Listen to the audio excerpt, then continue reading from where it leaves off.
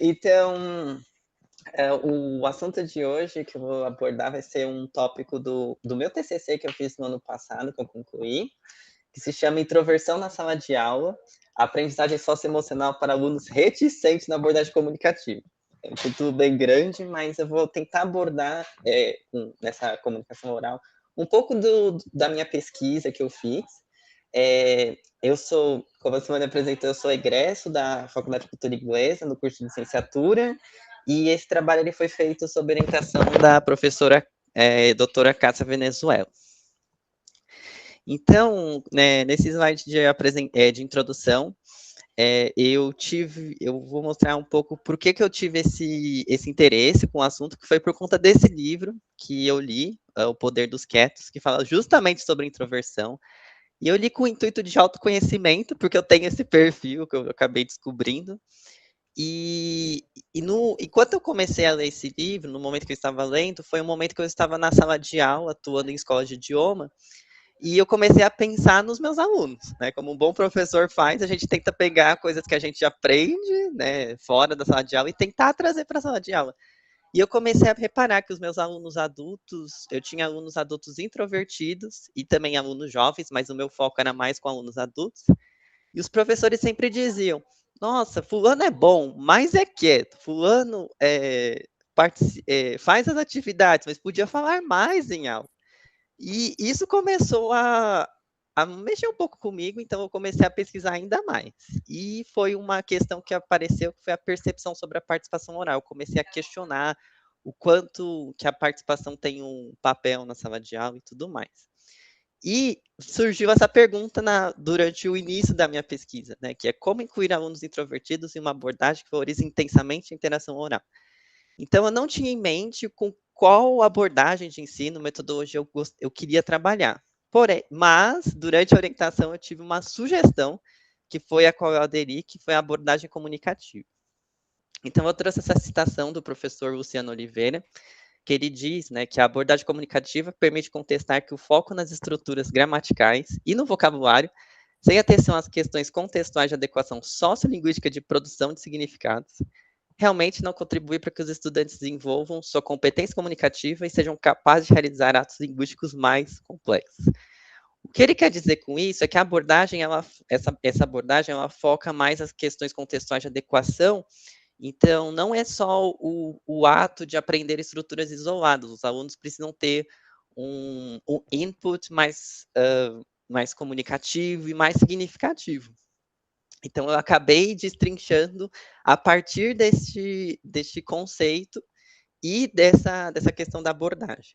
Então, né, na abordagem, a língua é a interação, a comunicação precisa ser significativa, e muitas das atividades que são desenvolvidas durante, né, nessa abordagem comunicativa são atividades em grupos e que incentivam a negociação de significado e a interação. Então, os alunos sempre fazendo perguntas um para o outro, pegando informações, e o professor tentando trazer a vida real para a sala de aula. Porém, outro porém que surgiu durante, quando eu comecei a ver essa questão da abordagem, e para relacionar com o tópico da introversão, veio essa pergunta: mas o que acontece quando participação começa a significar apenas oralidade imediata, né? Então, participação é só quem fala, é só quem interage, é só quem levanta a mão. E eu consegui, estabelecer uma relação com isso, com a introversão, que era o assunto que eu queria trabalhar desde o começo. E aqui eu tenho uma citação da Susan Cain, que é uma pesquisadora da área, e ela colocou essas duas citações no livro dela. A timidez, a tradução, né, do livro dela. A timidez é inerentemente dolorosa, a introversão não. Então ela faz uma distinção, porque muitas vezes as pessoas acabam confundindo esses dois conceitos, porque eles são muito parecidos, e a introversão com suas companheiras sensibilidade, seriedade e timidez é hoje um terço de personalidade de segunda classe classificado em algum lugar entre a decepção e uma patologia. Esse último trecho, decepção e patologia, foi o que me chamou mais atenção e justamente para relacionar com o trabalho. E essa questão de decepção e patologia vem por conta desse ideal de extroversão, que é a valorização ao culto, à personalidade, a pessoas que têm esse perfil, então você acaba pensando que pessoas extrovertidas são ótimas, excelentes, enquanto as introvertidas não são, poderiam ser mais abertas e tudo mais. E a Susan Cain entra em mais detalhes no livro dela com esse ideal de extroversão, com o surgimento. E relacionado com a sala de aula, pegando essa ideia do ideal de extroversão, a Susan Cain também explora um pouco essa realidade da sala de aula e ela constatou na pesquisa que alunos mais extrovertidos e falantes são vistos como mais participativos e interessados. E eu acabei pensando também sobre o papel do silêncio. Então, o silêncio muitas vezes pode ser visto como desinteresse, a pessoa não está querendo participar da aula, mas às vezes também pode ser um tempo para pensar e refletir. E eu acabei também consultando essa dissertação de mestrado da CREM, de 2018, que ela apontou em uma pesquisa qualitativa que ela fez com algumas entrevistas semi-estruturadas com professores de língua inglesa, e muitos deles atribuíam notas menores aos alunos menos participativos, aos alunos introvertidos, porque por conta dessa questão de não falar tanto em sala de aula, e a nota de participação deles acabava sendo menor por isso. Então, para tentar estabelecer uma relação dessa problemática, como que eu posso incluir alunos introvertidos numa sala de aula que preza por essa questão de falar, de participar, surgiu uma outra ideia da orientação, que foi a aprendizagem socioemocional, que é essa sigla AC. Ela foi proposta pela CASSIL, que é uma organização dos Estados Unidos, sem fins lucrativos, que fala justamente de um ensino que vai além do conhecimento. Então, é tentar trazer um ambiente, uma sala de aula segura e uma boa relação entre os alunos da sala. E eles acabam elencando 5 competências, que são essas aqui que estão no círculo, estão em laranja, em verde e em amarelo, e que tem a tradução à esquerda, então autoconhecimento e autogestão, que se refere ao nível individual do aluno e emocional, para o aluno ter o próprio autocontrole, a consciência social e habilidade de relacionamento, então o aluno interagindo num grupo e ser parte dele, ter essa coesão, e a tomada de decisões responsáveis, então tanto o nível individual quanto social, para aprimorar essa relação com a sala de aula. Então ela leva em conta esses relacionamentos saudáveis, o pertencimento e os diferentes contextos em sala de aula, colaborando assim para uma visão de comunicação que vai além dessa troca de informações. Então, comunicação também é o todo, é a coesão do grupo. E estudando essas 3 dimensões, eu consegui estabelecer que a aprendizagem socioemocional pode ser uma ferramenta mediadora entre a abordagem, que preza mais pela participação, e o perfil introvertido. Foi basicamente esse o desenvolvimento do trabalho. E como eu tinha o foco com alunos adultos, eu também abordei um pouco a questão da andragogia. Então, os alunos adultos, eles carregam uma bagagem cultural, eles acabam tendo mais mecanismos de lidar com a introversão do que crianças, porque muitas vezes esses adultos já conviveram com a introversão há mais tempo, principalmente em culturas que se valorizam a extroversão, e promover essa e eles têm esse instinto não, mas essa habilidade de autorreflexão em um ritmo próprio, com estudo mais independente, mais autodidata do que uma criança. Então eu fiz uma proposta prática que foi justamente um plano de aula que incluísse tudo isso. Então foi uma atividade avaliativa que eu fiz numa das disciplinas finais do curso, a gente teve que montar um plano de aula da abordagem comunicativa, e eu fiz junto com um colega, e depois eu peguei esse mesmo plano de aula e coloquei algumas adaptações, tentando elencar valores da aprendizagem socioemocional e valores da introversão, segundo a Susan Cain. Então, práticas que refletem as ideias trabalhadas e a inclusão de microetapas na parte dos procedimentos, então, que é a parte do passo a passo da aula, que seria os momentos de silêncio, então deixar os alunos pensarem mais um pouco em alguns momentos, ter um tempo de preparação, então ao invés de perguntar e pedir para o aluno responder, deixar um tempo para ele organizar os pensamentos, para fazer algumas coisas escritas. e para ter também essa colaboração menos imediata, esse ritmo menos acelerado, que é para acalmar um pouco os ânimos e deixar o introvertido pensar um pouco, mas também ao mesmo tempo, que eu também coloquei no meu TCC, também pensar no aluno extrovertido também, mas e aí, indo para as considerações finais, então, as 3 dimensões que eu abordei, eu consegui colocar opa, desculpa. Eu consegui elencar que a relação e integração desses 3 elementos possibilita a inclusão de algumas estratégias que contemplem a diversidade de ritmos, então, um perfil diferente, que a gente vê como outro ou diferente, e sendo uma tentativa de viabilizar esse perfil.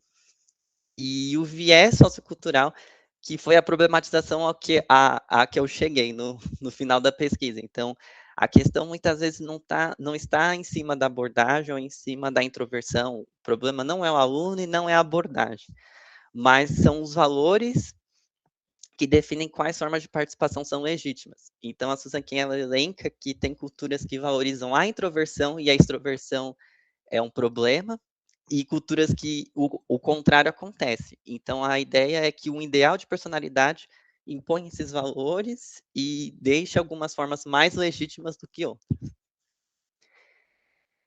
E eu coloquei essa frase na minha epígrafe do meu trabalho, que é da Isabel Myers-Briggs, que foi uma das criadoras das testes de personalidade MBTI, que é: If you don't know what an extrovert thinks, you haven't been listening.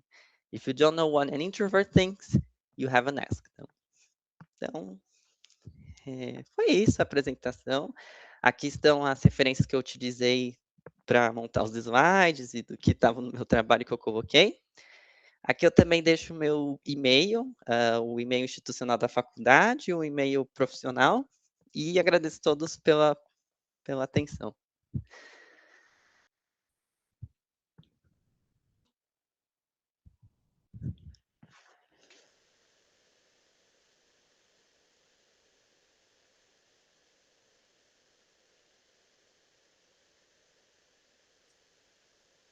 Carol.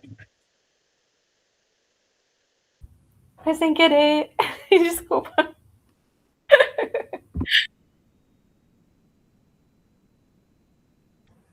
Gabi, Foi primeiro sem de tudo. querer também, Léo? Não, o meu não. Primeiro de tudo, que saudade de você na faculdade. Hoje mesmo eu tava falando com a Nicole e com a Clara, a gente comentou que a gente tava com saudade de você. E em segundo lugar, cara, eu acho muito interessante poder fazer essa diferença entre timidez e introspecção, porque não é tão conceituado para as pessoas a diferença entre elas, e aí elas acabam sendo lidas como tímidas quando elas são introspectivas e vice-versa. E aí, se isso acontece, a maneira como nós lemos alguém, se nós lemos equivocadamente alguém, nós vamos também tomar medidas, no caso entre professores e alunos, que não são as adequadas por causa da nossa própria leitura, carente do nosso conhecimento prévio sobre isso. Então, eu creio que para falar de sala de aula e falar introspecção, tem que também mencionar timidez como você fez, porque esses conceitos, eles são muito diferentes, com algumas similaridades, e existe muita confusão entre eles. E era só um comentário mesmo. É isso.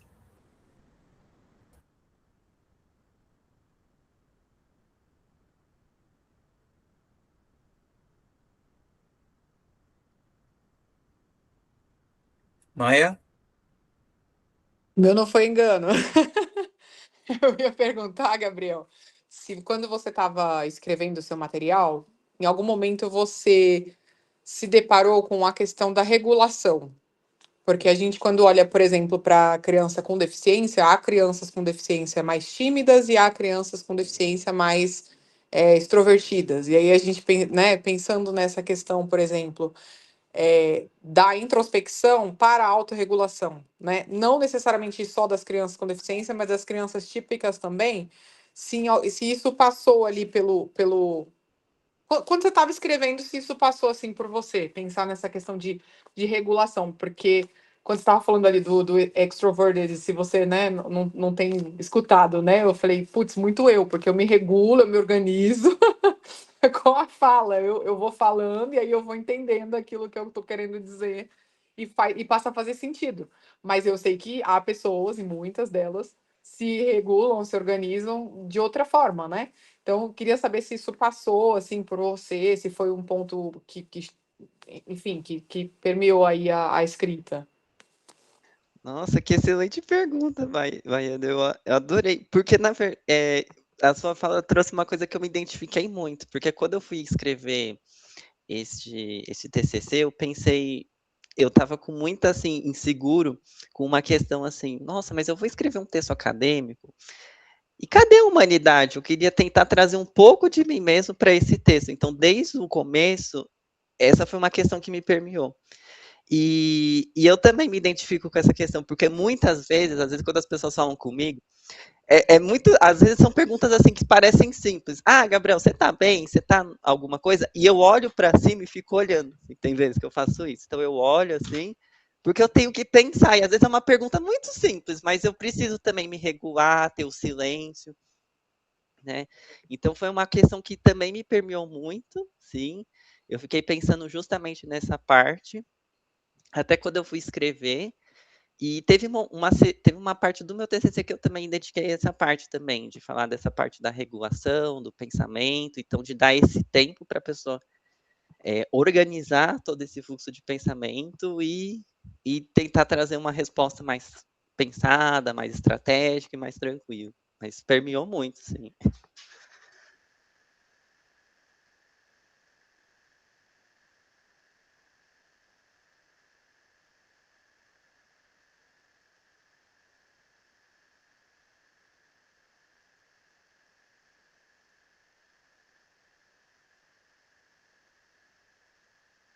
Silêncio. Então, regulando os pensamentos. Eu ia dizer exatamente isso. Há pessoas que se regulam no silêncio. E a ansiedade do professor, como é que fica? Quem que tá de minder nessa sessão? Desculpa. É o Ubaldo? Isso, eu. Então, toca o barco. Como é que é? A gente tá tendo um problema aqui com o cronograma, eu só tô resolvendo isso rapidinho. Enquanto ela resolve, Gabriel, você falou que estava querendo trazer você, né, para o teu TCC e tudo mais, né? Como é que você conseguiu fazer isso? Conta um pouquinho para gente. Porque acho que tem várias pessoas que estão na mesma fase do TCC que também ficam naquela mesma, porque por um lado você tem que citar um monte de autor, teu orientador, o Marcos, quem dá a Rita que está dando TCC fica te enchendo o saco, olha, tem que trazer autores, fontes, não sei o que e tal. E daí é tanta gente na mesma página, como é que você aparece nessas páginas? Como é que você resolveu isso? Porque o teu trabalho, eu pergunto porque você resolveu, porque o teu trabalho estava muito bonito, a gente lia e via você no trabalho, né? Eu queria saber como é que foi isso para você. Nossa, até hoje eu me pergunto como eu consegui. É uma excelente pergunta, porque eu não tenho uma resposta muito clara para isso. Eu acho que uma tentativa de responder isso foi que, desde o começo, quando eu comecei o meu TCC, eu sempre perguntava, tudo que eu fazia, eu perguntava para o orientador, né, para meu orientador. Então, eu não. Eu via alguma coisa e falava, nossa, que material legal, vou compartilhar com a orientadora, vamos ver o que ela vai achar. Aí começamos a trabalhar, aí ela já começou a afunilar algumas coisas para mim. Então, ó, Gabriel, vamos limitar o seu trabalho, vamos fazer, vamos tentar limitar algumas coisas, porque o assunto que você quer falar, ele abre para muito espaço. Então, eu comecei nisso, e uma coisa que me ajudou muito foi fazer diários de pesquisa. Então, eu fiz uma pastinha no meu Google Drive, né, com o Google Docs e tudo mais, e eu ia alimentando conforme eu ia fazendo. Então, eu colocava sempre minhas observações. Quando eu lia o texto, eu fazia um fichamento. Então, eu fiz um fichamento à mão, escrito, porque eu sou muito analógico. Então, eu funciono só com papel, para depois editar. E a partir dessas anotações e tentando ver, nossa, eu concordo muito com esse autor. Ah, não, esse autor eu já tenho algumas coisas com as quais eu discordo. Então eu fui anotando tudo, todas as percepções, para quando eu fosse escrever, eu já ter mais claro na minha mente, já ter formulado a opinião e tentar escrever de um jeito mais impessoal. Então eu fui muito no impessoal, ao invés de eu falar, né, eu não. E é o meu estilo de escrita, eu não consigo usar muito a primeira pessoa. Então eu fui tentando colocar alguns elementos que eu já uso mesmo e o meu jeito de escrever. Eu não queria assim me basear muito em algum trabalho ou de referência. Eu queria tentar trazer eu através disso, né? Pelas palavras, pela escolha de palavras, pela escolha de estruturas. Então eu fui pensando até nisso quando eu fui escrevendo. E demorou, mas ficou legal. Porque exigiu muito tempo mesmo. Não sei se eu respondi, foi uma tentativa. Acho que sim, porque eu acho que quando você termina um trabalho e fala assim, ficou legal, é porque ficou de acordo com a sua expectativa, porque ficou, né, ficou uma coisa que você leu, que você gosta, que você tem orgulho. Não é aquele negócio que você termina e fala, terminei, Deus me livre, né? Isso é bacana. Então, isso demonstra que você conseguiu dar conta disso daí, né? Eu acho que parabéns, né? Quando você vai entrar no mestrado, ou já está indo no mestrado? Não, eu já comecei outro curso, outra graduação. Aí a gente vê mais para frente, né? Vamos por partes. Bom, Lu, contigo? Desculpa, gente, pela bagunça. A próxima apresentação vai ser da Laura Martins e ela é da Faculdade da Cultura Inglesa e ela vai falar um pouco mais da perspectiva do inglês como língua franca. Boa noite, pessoal. Vou compartilhar aqui o documento dos slides. Vocês conseguem ver? Sim! Boa noite, eu sou a Laura, sou formada em Letras pela Universidade de São Paulo e estou concluindo o curso de ensino bilíngue pós-graduação na Faculdade de Cultura Inglesa. Trabalho hoje como professora de inglês tanto da educação infantil quanto do ensino médio e trabalho diretamente com preparação para vestibulares, para o Enem, tanto em redação quanto no inglês. Por isso, esse é um tema que me toca muito pessoalmente, tanto na área profissional quanto acadêmica. Eu comecei a estudar a língua franca quando entrei na pós-graduação, de uma maneira mais direta, trabalhar a BNCC de inglês desde o ano passado, e foram assuntos que me interessaram muito para tentar entender como aplicar isso pedagogicamente em sala de aula de uma maneira que faça sentido. E aqui eu quero estudar basicamente como o Enem mudou a partir da BNCC, se ele mudou ou não e quais foram essas mudanças para a área de inglês.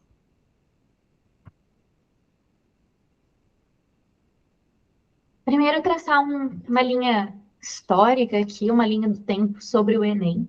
O Enem surgiu no Brasil em 1998, durante o governo do Fernando Henrique Cardoso, como meio de analisar práticas realizadas durante o fim da vida escolar, padronizar os processos, interpretar, entender como as pessoas estavam saindo da escola.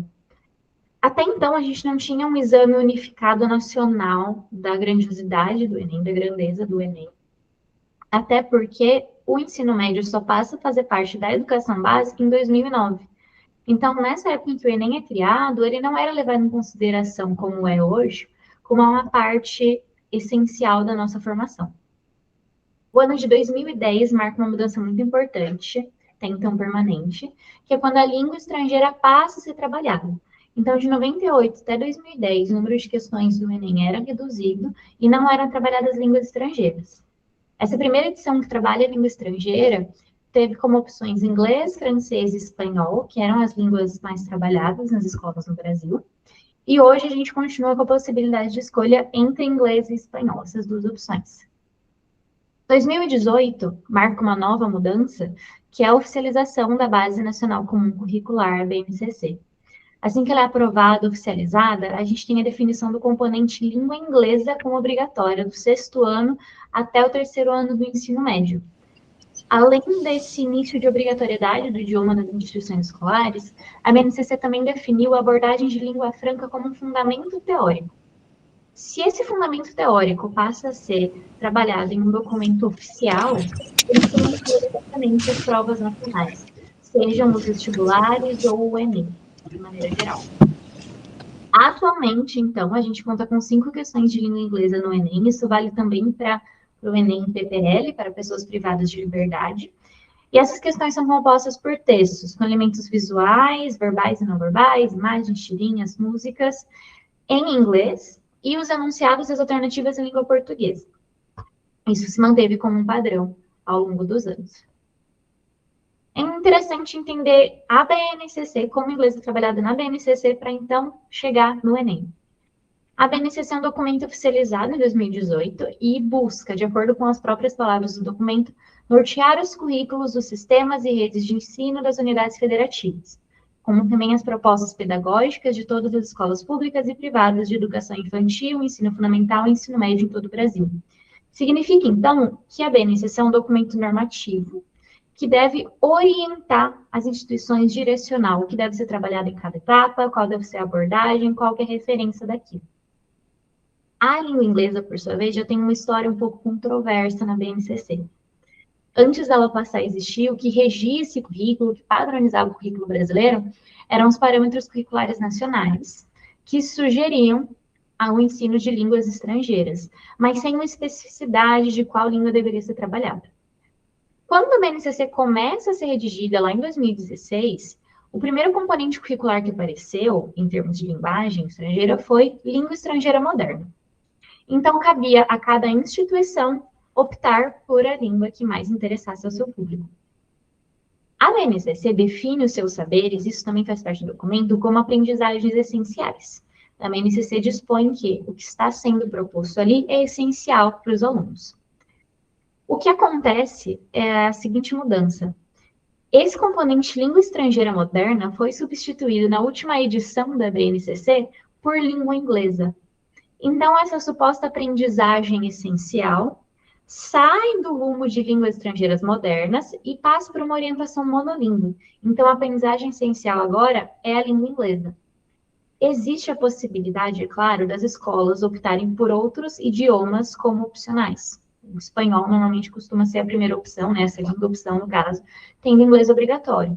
Mas a gente entende que no sistema brasileiro é difícil que as escolas ofereçam mais de uma língua, principalmente se elas não forem obrigatórias.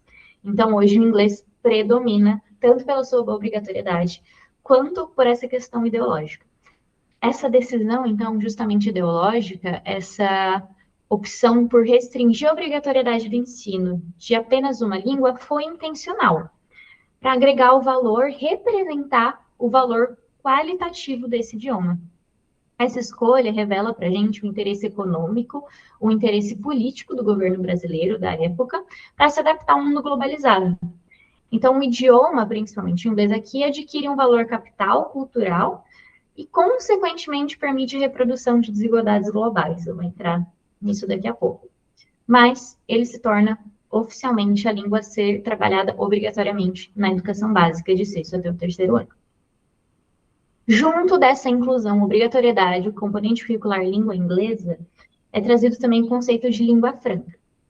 Para a Unesco, a língua franca é é descrita como uma língua usada habitualmente por pessoas cujas línguas maternas são diferentes, a fim de facilitar a comunicação entre elas. Não necessariamente essa língua é uma terceira língua entre si, pode ser até a primeira língua de uma dessas pessoas, mas é a língua que é escolhida para o contexto comunicacional.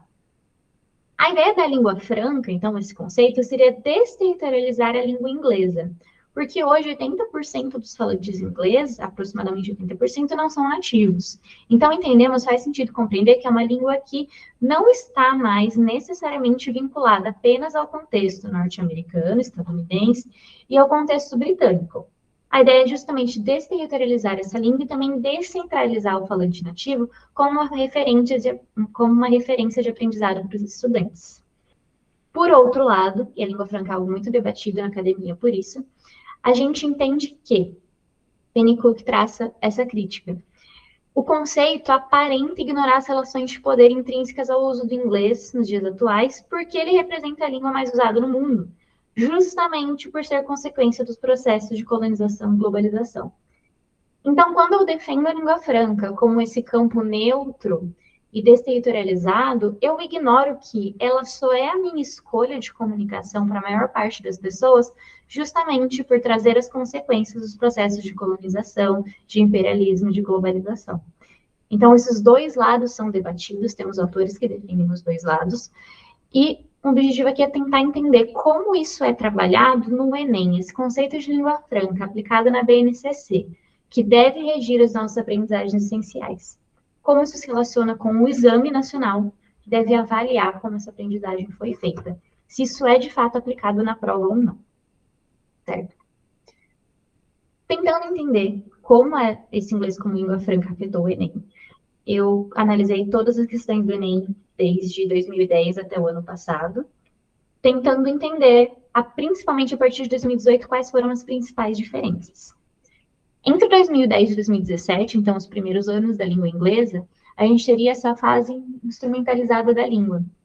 No início da década, o que era predominante aqui eram textos informativos, principalmente notícias, alguns gêneros informativos que os alunos teriam mais contato no dia a dia. E o objetivo era decodificar a mensagem, era decodificar texto. Então, é quando a gente encontrava muitas perguntas sobre o objetivo do texto, ou alternativas que resumiam o texto e você precisava adquirir vocabulário, interpretação de texto em um nível um pouco mais superficial. Já a partir de 2018, então, quando a BNCC entra em vigor e as mudanças passam a acontecer nas escolas sobre essa abordagem teórica de língua franca, a gente pode falar em um certo hibridismo de gêneros, que também se alinha gêneros textuais com a BNCC da língua portuguesa, que trabalha diferentes gêneros, e o início das temáticas de resistência de uma maneira mais esclarecida, mais apresentada para os alunos. A prova começa, então, a abandonar esse excesso de texto jornalístico, inclui alguns gêneros mais variados e até complexos, desde roteiro de cinema, livro de memória, rejeição editorial, tem uma carta que rejeita uma edição, e ela começa a trabalhar, além de diferentes gêneros, conceitos de interpretação de texto mais profundos. Então, agora não é só sobre entender o objetivo do texto. Lendo o texto, como eu posso relacionar isso com outras palavras, relacionar isso com outros temas. Então, a leitura se torna um pouco mais complexa. Algo que também mudou, que é bem interessante, é como a tecnologia passou a ser trabalhada. Principalmente ali entre 2010 e 2015, a tecnologia era algo muito celebrado no Enem. Né? Então, qual o futuro da tecnologia? E nos últimos anos, a tecnologia passou a ser um pouco mais criticada.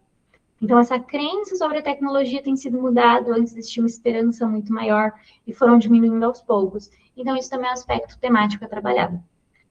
A resistência aqui passa a ser trabalhada de uma maneira mais declarada. Então, a gente tem temas sobre resistência, temas que trabalham a língua, textos que trabalham a língua em si.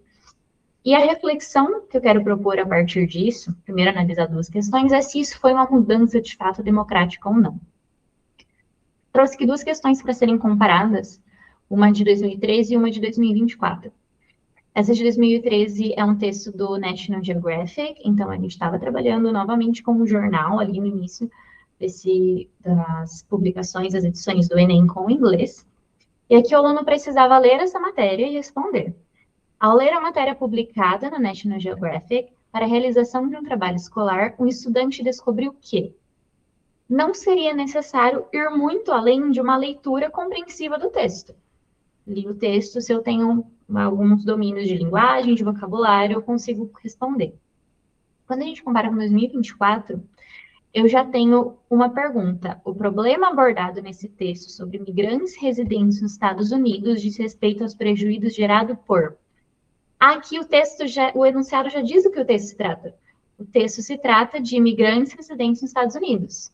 O enunciado já apresenta qual é o assunto. Agora ele quer que eu encontre uma informação específica dentro do texto. A temática, inclusive, aqui é bem interessante. Então, o que está sendo trabalhado aqui?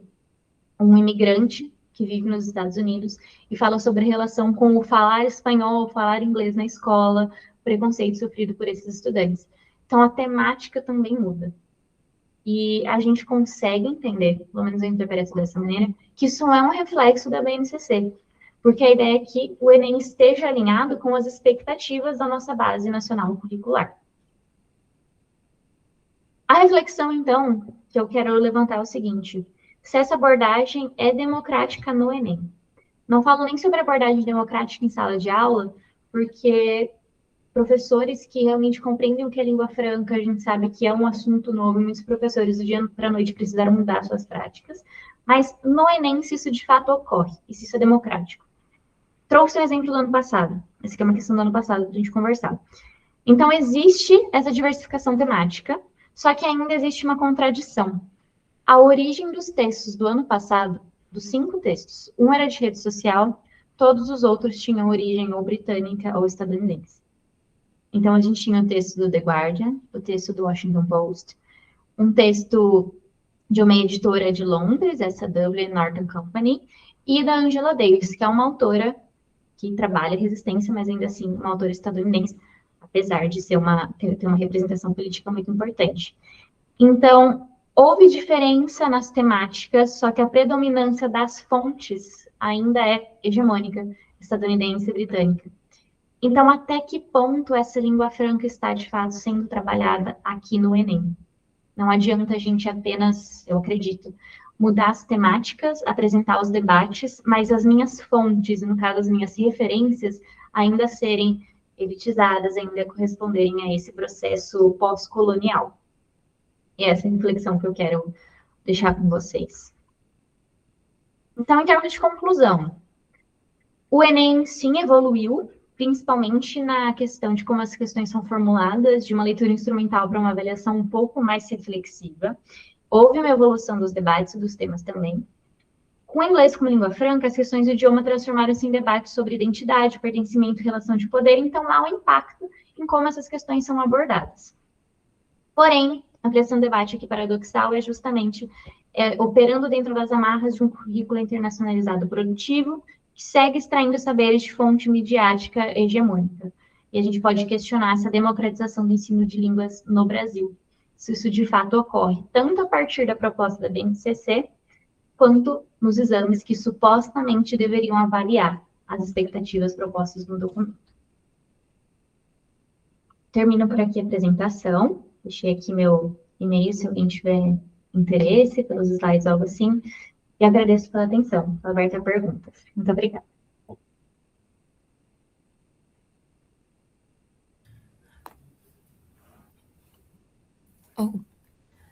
Agora eu vou falar mesmo. Eu ia perguntar. Não, é que... Não, Laura, boa noite. Olha, gostei muito do seu trabalho de contraposição, de documentação de Enems, né, de, assim, a Maia mesmo. E aí eu fui pesquisar, enquanto você falava uma parte ali, só para saber como é feita a seleção pública, né, dos professores que é pelo INEP, né? O INEP que produz o Enem, né? E aí é por meio de um edital público, então passando um concurso, pelo que eu entendi, assim, a grosso modo, né? Pelo edital, você pode formular a prova, aí deve ter uns parâmetros, né, e tal. Então, fica aí também uma deixa até para você, né? Não tô brincando, mas assim, essas pessoas, né, que passam, assim, para fazer escrever as questões e tal, né? Por que esses materiais, né? Isso daria uma ótima parte 2, né? Por que esses materiais, né? Não sei nem se você... Lógico que você pensou nisso, eu acho, não é possível, né? A gente está falando de uma pesquisa muito legal, eu acho que tem tudo para você adiante também. Então, eu fiquei pensando mais nisso, né? Por que esses materiais ainda, né? A gente estava na aula da professora Ana, né? Agora há pouco, e ela falando do nosso sul, né? Então... É isso, parabéns. Complementando o que a Carolina falou, de fato, porque não tem esse trabalho ainda do pensamento decolonial muito divulgado, então isso acaba ficando na mão de poucos, infelizmente acaba atingindo poucos. Por isso que é importante a gente, como profissional de letras, levar esse pensamento, porque isso daí que você está fazendo, primeiro, parabéns, né? Super legal. E segundo, porque ele parte, pensando naquela tríade decolonial do Imário, né, que a Ana mencionou, parte disso daí, né? Primeiro se incomodar com isso, depois questionar. Agora, nesse nível, como é que a gente consegue interromper isso, né? Prestando o concurso, sendo aprovado e propondo questões diferentes, ou ainda levando mais esse conceito adiante, né? Então, nem sempre a gente tem essa autonomia ou esse alcance todo para conseguir interromper, mas o simples questionamento e levar isso adiante através de pesquisas e apresentações, eu acho que é um passo importante nisso daí, né? Importante. Obrigada, Carol. Obrigada, Marcos.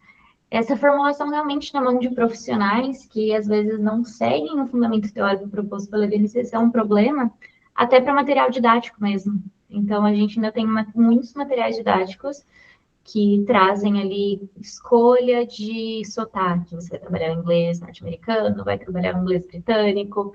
Então, é algo que no campo acadêmico, e eu percebo que na pós-graduação, nós discutimos, mas não sai tanto da academia ainda, né, para a área prática. Podem falar, por favor. Maiana Dias. Sou eu. Fiquei pensando, Laura, parabéns pelo trabalho. Fiquei aqui ouvindo e pensando na questão da interseccionalidade, né? Como a gente olha para essa autora, que a fala é assim, apesar de ser uma mulher muito bem posicionada, né, socialmente, que faz críticas, que faz questionamentos, ainda assim é uma estadunidense. Então tem um posicionamento específico ali dentro dessa perspectiva aí da interseccionalidade. E pensei uma outra coisa que não sei se permeou, e eu até gostaria de te ouvir a esse respeito. Quando a gente pensa, por exemplo, o Enem, que é uma prova tão discutida, né, politicamente, nessas horas que a gente tem as questões de viés político, né, que tem uma série de críticas com relação à produção da prova e tal. Se você pensou, né, em algum momento, se isso foi um ponto de questionamento, de se os professores não escolheriam esses autores justamente por serem mais validados por suas origens, assim, entende o que eu quero dizer, assim, sabe? Seriam menos questionados se você botasse um texto de uma mulher estadunidense e se botasse um texto de uma outra pessoa de outro país menos tipicamente presente nesses materiais, sabe? Se não foi, tipo, uma escolha segura no sentido político da coisa, não sei se isso permeou aí os pensamentos nossos, mas eu fiquei pensando nisso. Mas será que a galera não escolhe esses textos ou essas pessoas justamente para, enfim, para ir para um lugar de segurança ou não? Não tem nada a ver, sei lá. Me corrijam se eu estiver falando groselhas. Eu queria ter essa resposta, porque eu acho que é muito difícil ter certeza, né? Como realmente quem pensou, quem escolheu esses textos estava pensando no momento. Eu acho que seria melhor se fosse isso que você está falando. Se, poxa, eu vou escolher o seguro. Mas eu, pessoalmente, isso é só uma hipótese, eu acredito que ainda seja não necessariamente uma escolha consciente, provavelmente sim, mas ideológica e política, de o que é uma referência de texto em inglês. Eu gostaria muito que fosse essa opção, então vamos pelo seguro, tendo consciência da problematização, mas eu acredito que é responsabilidade de nós, professores e os profissionais, né, que criam essas provas. Se temos noção dessa problematização, fazer o possível para mudar. Não sei se, por exemplo, porque essas questões de formulação de provas são muito burocráticas, né? Se todas as propostas são rejeitadas, têm esse cunho ideológico, como que é feita a seleção de texto minuciosamente, porque existe uma revisão, né, do que vai passar e o que não passa, são só 5 questões, mas eles criam muitas. Então, eu gostaria muito que fosse isso que você disse. Poxa, vamos escolher aqui referências para evitar, talvez, um repúdio. Mas eu, pessoalmente, não acredito que seja isso. Eu acho que são estruturas maiores que a gente vive, sabe?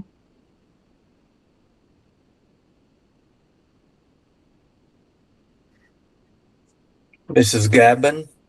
Oi, Laura, adorei, viu? A sua apresentação traz coisas importantes e como o Marcos estava lembrando, a gente teve a sorte de ter essas duas apresentações da Ana e a sua, que fazem com que a gente faça a conexão mais forte aí com a questão decolonial, né?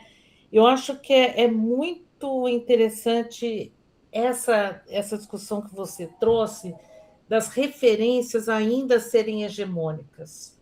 Nossa, isso aí é uma coisa muito forte, porque ela nos fala, eu não sei o que você acha disso, nos fala da reprodução, né, na formação.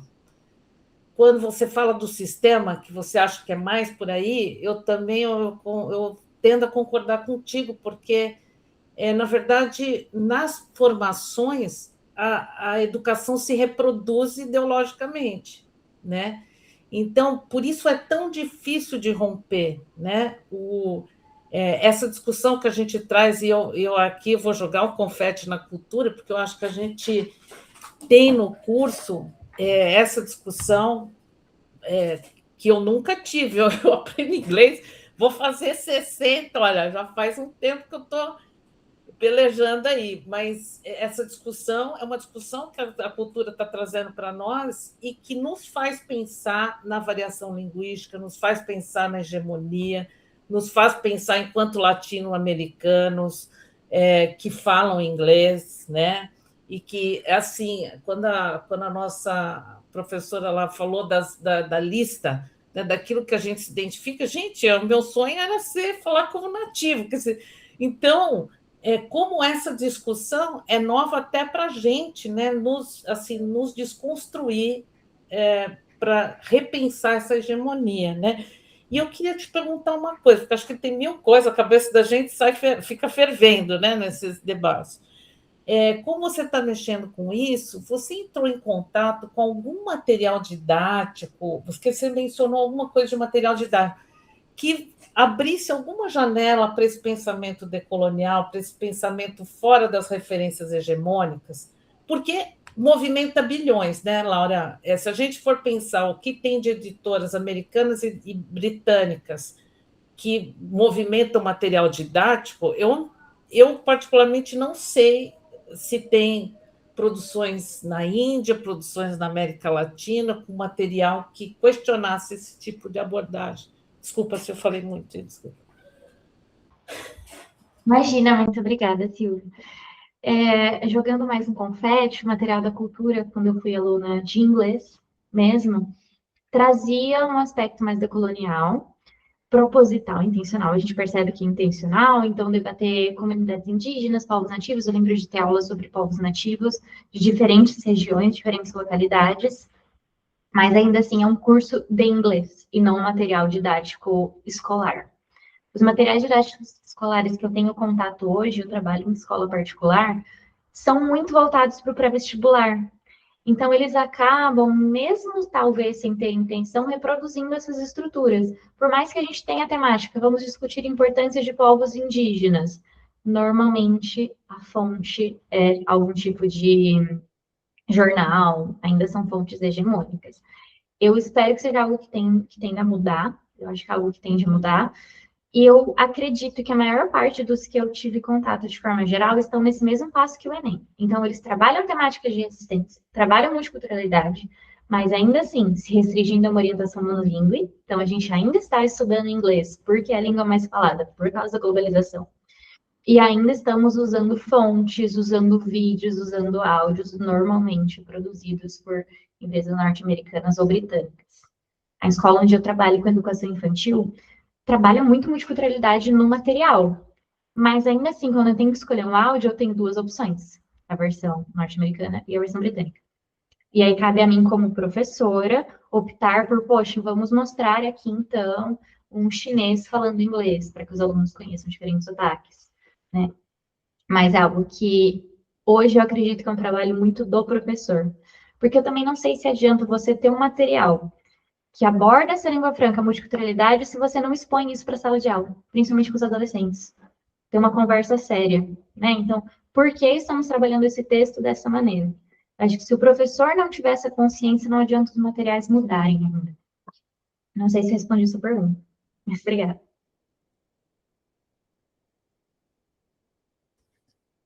Finalizando, apesar de tudo isso, rapidinho, Luísa, até achei estranho a manutenção do tema e nos últimos anos, né, que a gente teve um governo que era muito afeito a esses temas, né, então, tentando olhar o copo meio cheio, né, a parte mais cheia do copo, ainda que era possível trabalhar esses temas, mesmo sendo as fontes, ainda fontes, enfim, do norte global, né, enfim. Desculpa, Luísa.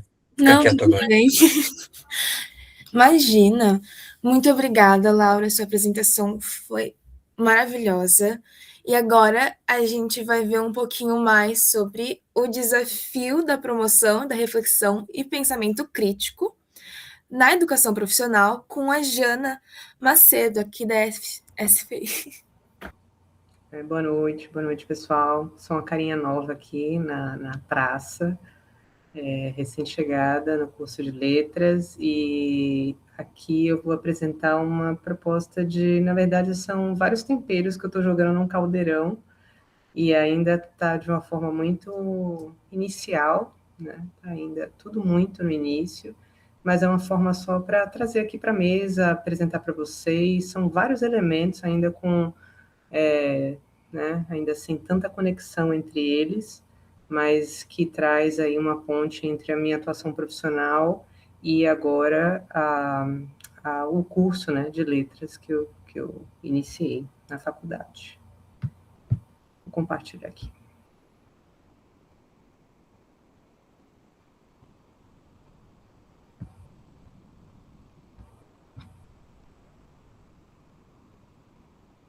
Conseguem ver?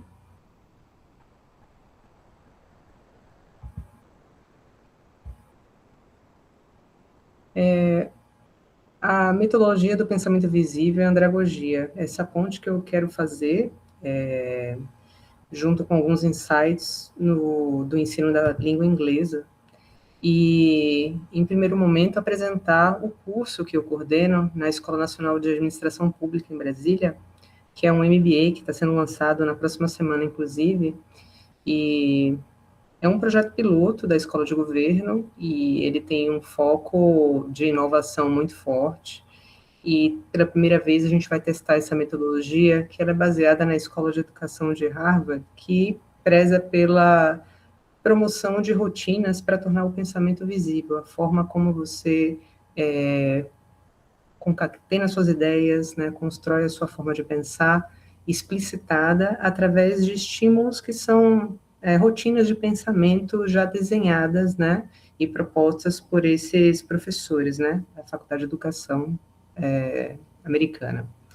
Então, a partir dessas rotinas, a gente fez uma curadoria de rotinas e fez, então, um teste piloto. Vamos ver como funcionaria para um ensino, né, voltado para adultos, ainda mais um desafio de ser um curso EAD, com a temática específica de gestão de pessoas, inovação e liderança, que é muito da temática que a Escola de Administração Pública, né, foca para o desenvolvimento e aperfeiçoamento dos servidores públicos federais, estaduais e municipais, porque como EAD vai abranger o Brasil todo.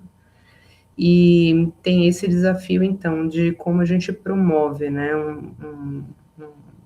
atividades reflexivas a partir dessas rotinas que, originalmente, na metodologia, ela é proposta para crianças em sala de aula, no modo presencial. Olhando também uma heterogeneidade de público muito forte, né? São adultos de diversas localidades do país, com diversas procedências, experiências, bagagens, enfim, é uma miscelânea, né, de pessoas, e isso dialoga muito também com o desafio do ensino da língua inglesa. Então, aqui eu estou, né, traçando assim um cenário do que é o contexto que a gente está navegando agora nesse projeto piloto na escola. E são 17 disciplinas que estão organizadas ao longo de 13 meses nesse curso, e são disciplinas que trazem problemas atuais, temas de desafio, inclusive, com inteligência artificial, ferramentas que são aplicadas para a gestão de pessoas no dia a dia, desempenho, indicadores, enfim, né? A gente pode pensar aí numa gama também de temáticas que são afetas, né, ao dia a dia da administração pública. Então, olhando para isso, como que a gente conseguiria, então, fazer uma promoção, né, de um ambiente onde a gente estimulasse a autonomia, uma leitura crítica do mundo, a relação com os problemas reais de trabalho para esses servidores que muitas vezes são acostumados a terem cursos de aperfeiçoamento, muito mais técnicos ou com foco muito mais em conhecimento, né? Uma informação dada, processada, absorvida, testada ali em testes, mas sem um estímulo de pensamento, né? E sem uma apresentação explícita de como é o processo desse pensamento, né? Reflexão. E aí eu trago justamente esse ponto, né, de que ensinar não é essa transferência. Se a gente é uma escola, mesmo sendo uma escola focada na andragogia, aqui também a gente tem que ter esse nascedouro dessas possibilidades, né, para uma autonomia desse estudante também. Então, como que a gente gera isso? E, então, trago aqui, assim, esse elemento, né, como é que o ensino da língua inglesa, com tanto, né, que já traz tantas possibilidades de aplicabilidade, né, pela natureza do ensino, que traz também um estímulo com base na experiência dos alunos, puxa nesses fios com base na experiência dos alunos, também valoriza nesse processo de aprendizagem esse reconhecimento através das trocas, da prática da língua, ao mesmo tempo, um ambiente diverso, né, com um público muito diverso, com design universal de aprendizagem, que traz temáticas da vida, escutativa, como que esses insights todos que a gente percebe a partir do ensino da língua inglesa podem também, de alguma forma, trazer elementos, né, para aprimorar mais esse projeto pelo outro, ou como é que eu posso fazer pontes entre e relacionar esses dois processos. Então, esses são os elementos que eu trago como uma reflexão inicial. E a metodologia de pensamento visível é uma metodologia muito interessante. O Gabriel, que foi o primeiro a apresentar hoje, ele trata um pouco da importância do pensamento na sala de aula. E apesar da metodologia estar muito focada em crianças, né, como um estímulo para as crianças construírem uma percepção de mundo diverso, entendendo que não existe uma verdade absoluta, que não existe um certo ou errado tão absoluto, que a gente precisa ouvir, construir a partir da escuta um entendimento, e a partir disso também nos posicionarmos, que a gente, né, pode pensar, poxa, no mundo atual, mesmo adultos, né, que não tiveram oportunidade de desenvolver isso ao longo da vida, podem, numa escola de governo, quem sabe, né, praticar e explicitar essa forma. Então, essa frase, eu deixo aqui a apresentação, encerro. When thinking is visible, it becomes discussable, promotable, and more likely to become part of a culture of learning, do próprio livro, que é referência da metodologia. Então, está tudo muito no início, e agradeço, assim, de coração, a disponibilidade de vocês me ouvirem. Obrigada.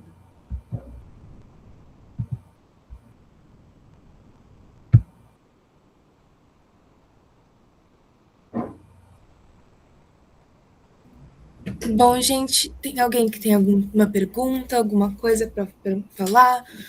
Foi realmente uma palestra sensacional.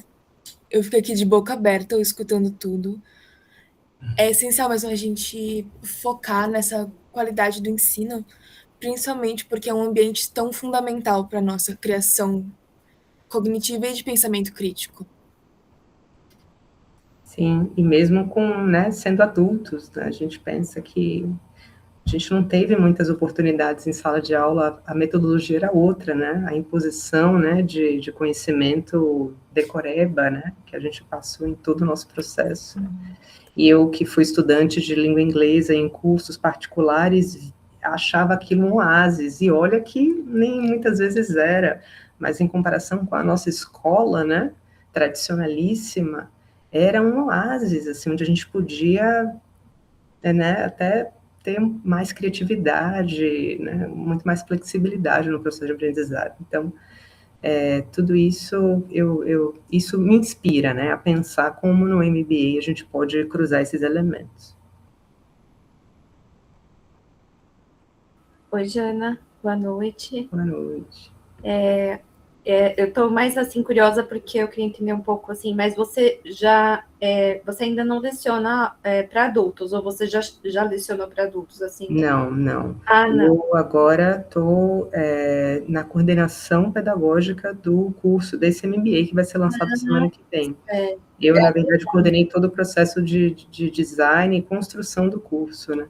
Tá, eu pergunto porque esse ano eu tenho aulas na EJA, né? Eu estou afastada porque eu estou de licença, mas eu tenho umas turmas de EJA e eu converso muito com a professora orientadora de educação digital e ela, até você citou isso na sua apresentação, o desafio que é essa integração EAD para eles, né? Porque o público que a gente atende lá jovens e adultos, mas majoritariamente são pessoas acima 40, 50, eu já tive aluna de 80 anos também, então, assim, como que, se você puder, né, brevemente dizer um pouco, como que pensou essa parte da educação digital aliada ao ensino?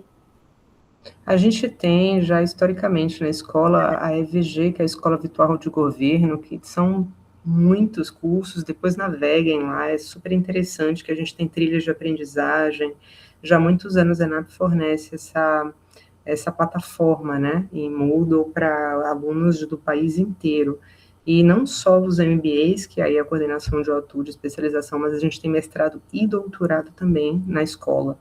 Então, e tem uma coordenação específica de avaliação, enfim, muita coisa produzida com base em evidências.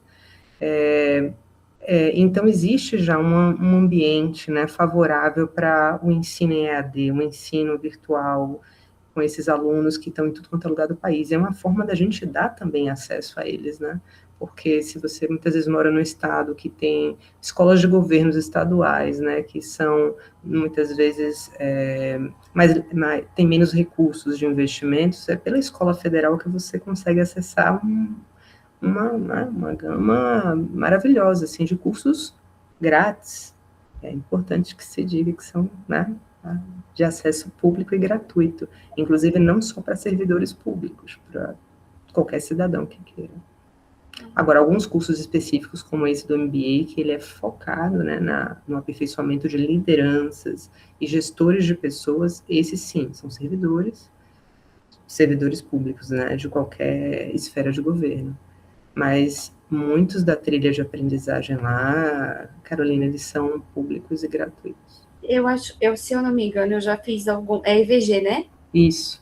Se eu não me engano, eu já fiz alguns. Se você puder colocar no chat, só para eu confirmar, tá? Sim. Obrigada, viu, Jana? Nada. Muito obrigada novamente, Jana, pela sua apresentação. Eu espero que você esteja gostando de estar aqui com a gente, participando.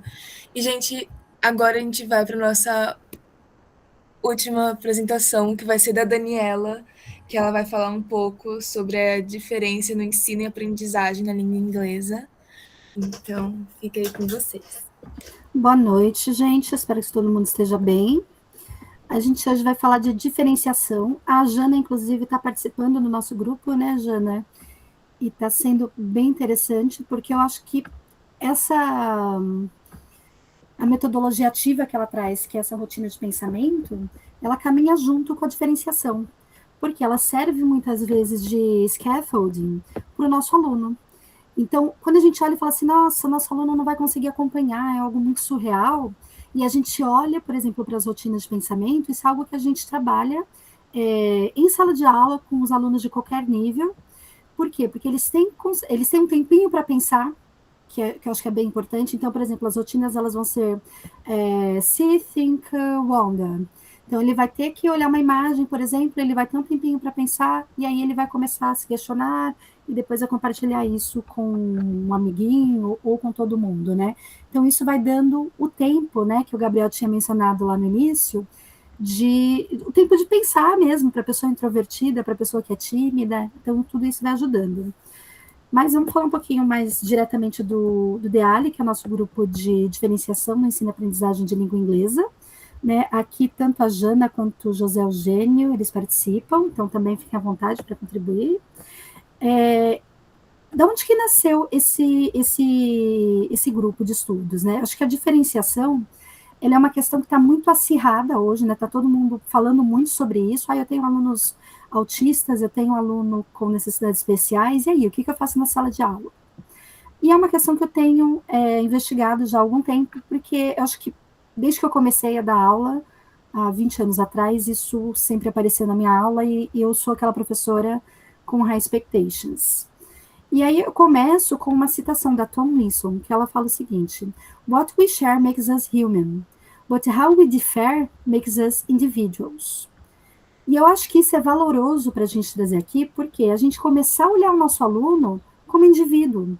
Então, eu tenho um aluno autista, eu tenho um aluno com TDAH, eu tenho um aluno com síndrome de Down, ou simplesmente um aluno que não participa porque ele é tímido, ele fica lá quietinho.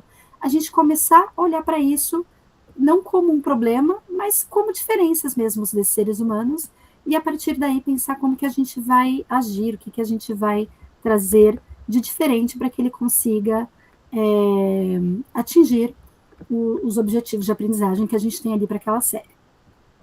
Então, a origem desse grupo, né, a origem dessa pesquisa, ela se iniciou, na verdade, nos meus tempos de aula para ensino fundamental e médio, não só por ver a dificuldade dos meus alunos, mas por muitas vezes ver uma reação capacitista dos meus colegas.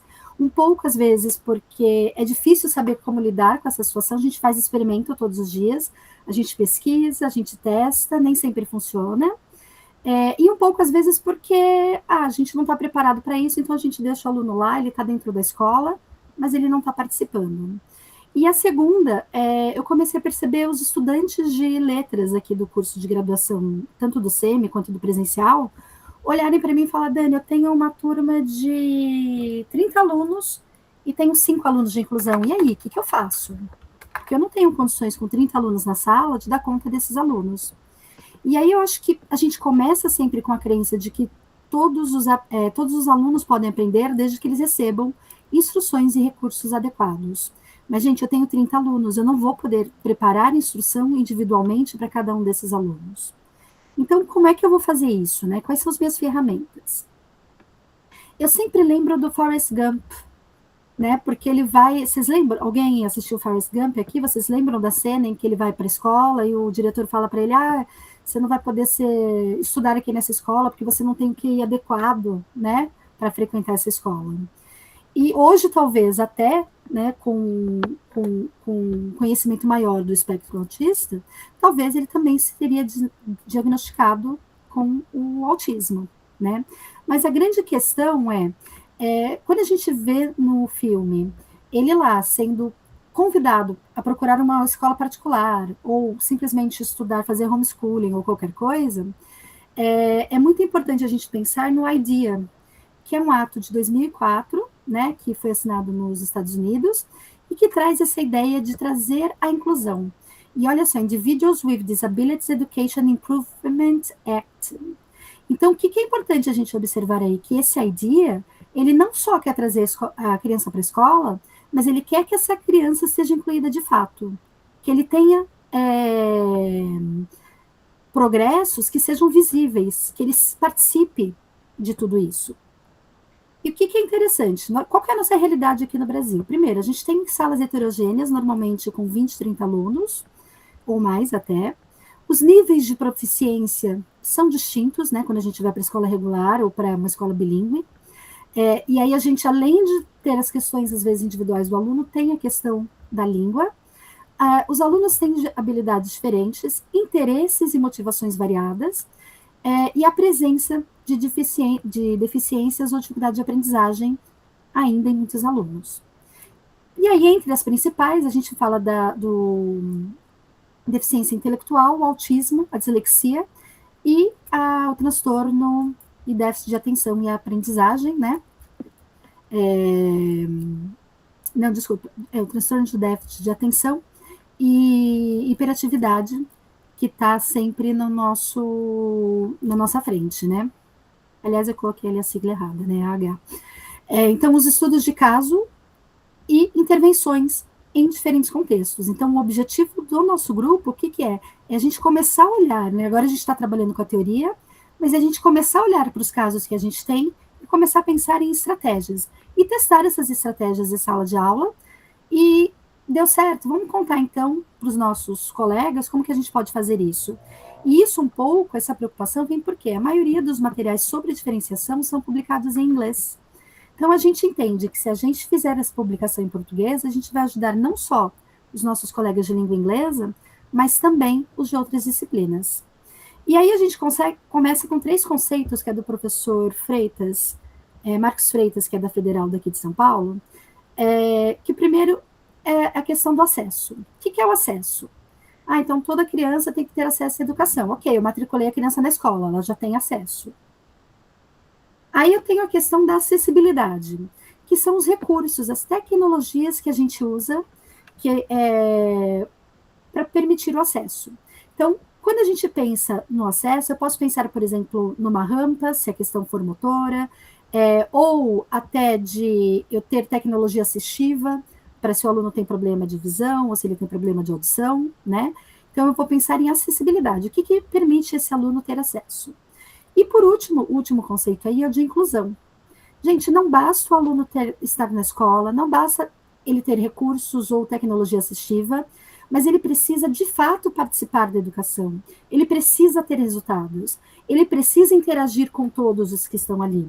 Não é ele ficar o tempo todo fazendo uma atividade que não exija dele nada cognitivamente. Olha, você está aqui no 8º ano, mas eu vou te deixar aqui desenhando, porque você é autista, então você não vai conseguir fazer nada. Não, a gente tem que tentar, a gente tem que buscar algumas estratégias para trabalhar com isso. E aí, tem essa citação aqui do Eredix, que é um autor americano também. We live in inclusion, adopting the attitude that students are fully participating, valued members of the school community in everything we do.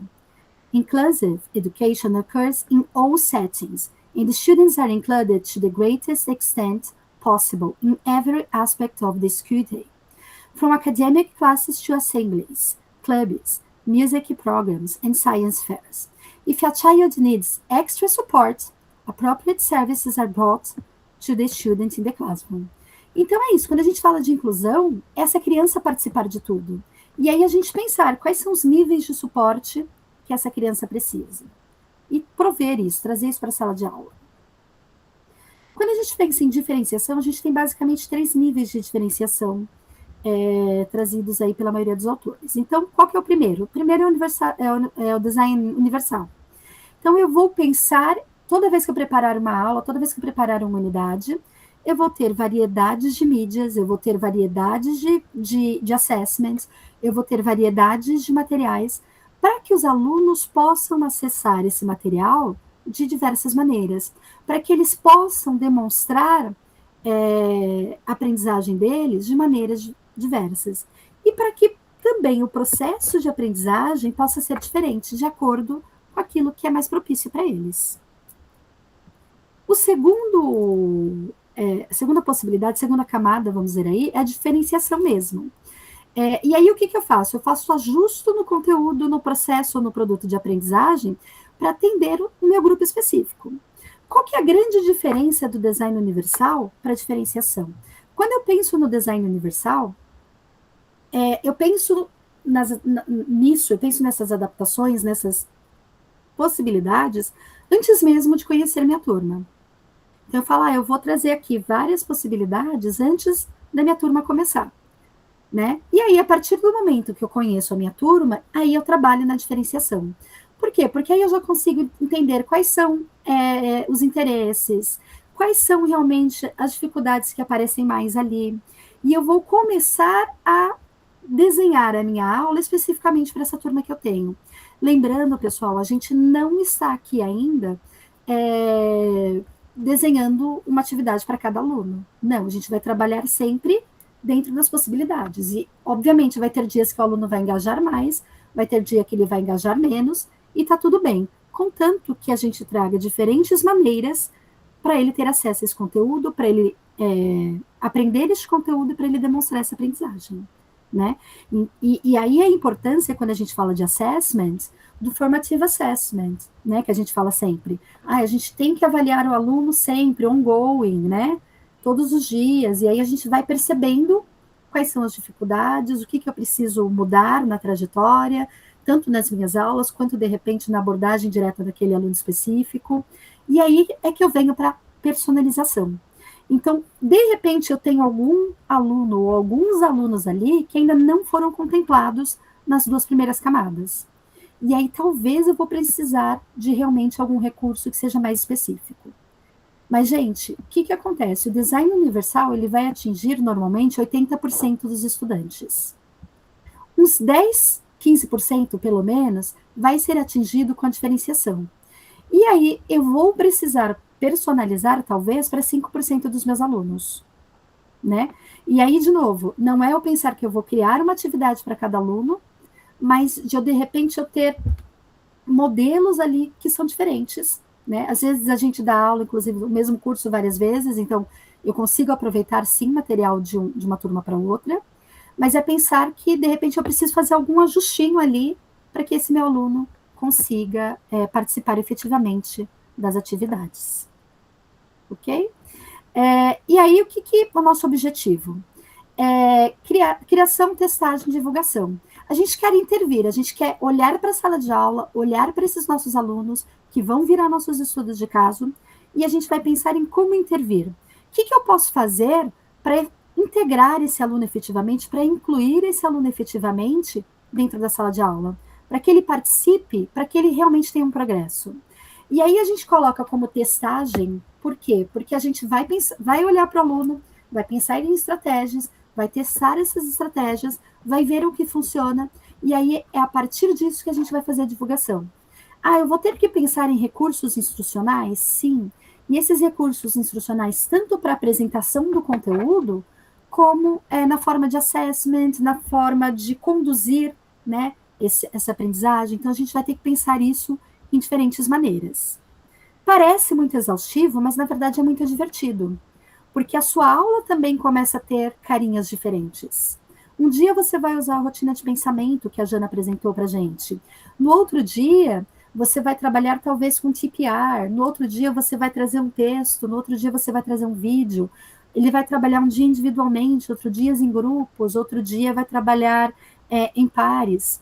E tudo isso vai ajudando o seu aluno a perceber que existem diversas formas de interação. Então, se eu tenho um aluno autista, eu vou observar ali quem que é a pessoa mais próxima dele, para deixar ele sempre confortável com alguém que ele conheça, mas sim, vai ter momentos em que ele vai interagir com o grupo, né? Se eu fizer isso o tempo todo, vai ser exaustivo, mas se eu fizer isso algumas vezes, talvez ele consiga até ir se acostumando com as atividades em grupos. E aí a gente fala de versatilidade e impacto social, porque a nossa investigação ela pode ser útil, como eu já falei, para qualquer disciplina e para